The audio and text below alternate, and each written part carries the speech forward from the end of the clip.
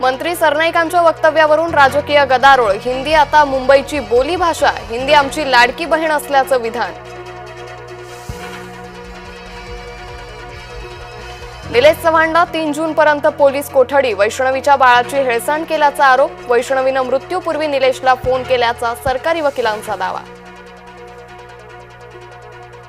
महाराष्ट्र भाजप प्रदेशाध्यक्षपदी रवींद्र चव्हाणांचं नाव निश्चित। सूत्रांची माहिती, मुंबई अध्यक्षांचीही लवकरच निवड होणार।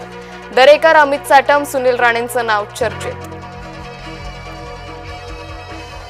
धुळ्यातील कोट्यवधी सापडल्या प्रकरणी गुन्हा दाखल। 9 दिवसांनंतर खोतकरांच्या पीएससह 2 जणांवर गुन्हा।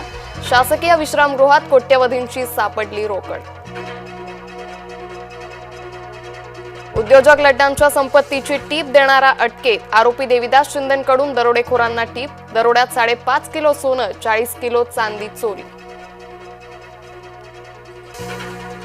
पश्चिम रेल्वेवर आज आणि उद्या 36 तासांचा ब्लॉक। दुपारी 2 ते रविवारी मध्यरात्री 1 पर्यंत ब्लॉक। अप आणि डाऊन मार्गावरील 63 फेऱ्या रद्द।